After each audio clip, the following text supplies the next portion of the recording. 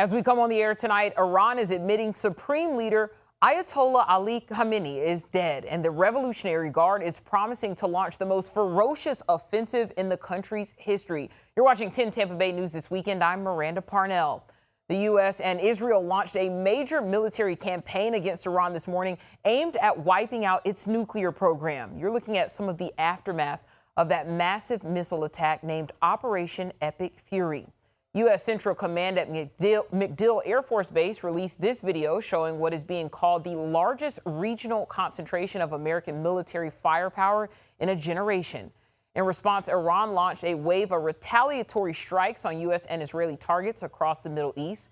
Military sources say the U.S. strikes killed about 40 Iranian leaders, something that has caused mixed reactions from Iranians in and out of the country.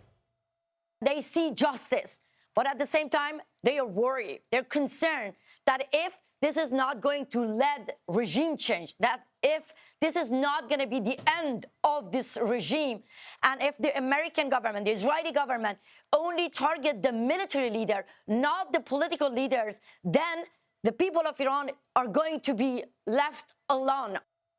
The U.S. response to the attack has been mixed, with many U.S. lawmakers concerned that the airstrikes did not receive congressional approval. Several have called out President Trump in regard to the War Powers Resolution, which checks the president's power to commit the U.S. to an armed conflict without consent from Congress.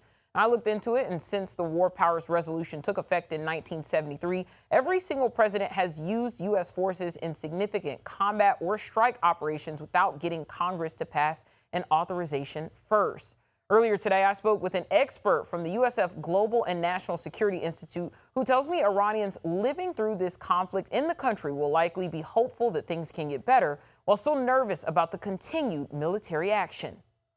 That while they are anxious and stressed because of the war, they are also somewhat relieved